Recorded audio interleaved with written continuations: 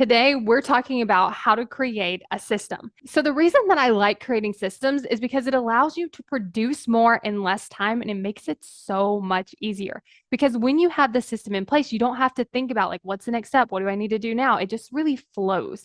You also don't get lost in confusion and you also don't miss stuff. It's like, this is the step, here's the next thing, here's the thing that's happened, and this is how it goes. So I wanted to kind of walk you through how I created the system for my podcast so that you could kind of see the process.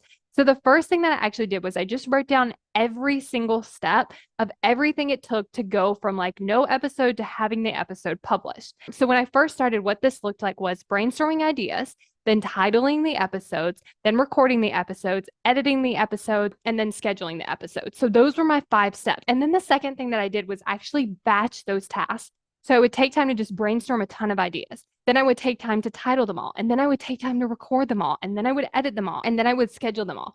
So what this allowed me to do was save time because I wasn't going from like recording to scheduling and editing. I was just sitting down to record and then I stopped and then I would sit down and I would like take a chunk of them and edit them.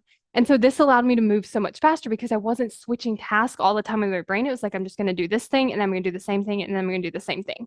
So then I had the system that I was doing by myself. And I was like, okay, I think I can have someone help me. So when I was looking for my amazing virtual assistant, I knew exactly what I needed help with because I went through the steps. I'm like, okay, I'm the one that has to come up with the ideas.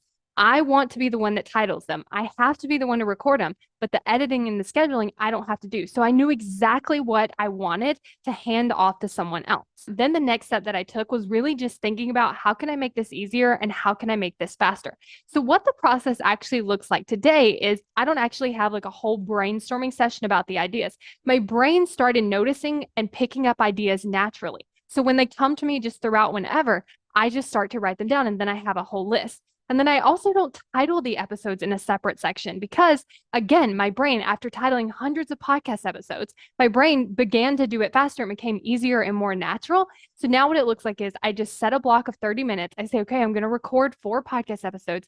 And that includes like coming up with the idea, titling it, and recording it. And then I take all those episodes and then I send them to my amazing virtual assistant to actually edit them and then schedule them. So that's how I created the system for my podcast. And so you can follow those exact same steps to create a system. First, it's listing out all the steps that you're doing. The second thing is actually batching the steps that make sense to batch. And then the third thing is if you want to get help figuring out the things that like only you can do and the things that someone else can do. And then the last thing is actually just asking yourself, how do I make this easier? How do I make this faster? And start refining those pieces as you go. And if you want to create more commitment so that you can show up for your goals and actually achieve them, then go to createcommitment.com to sign up for the waitlist.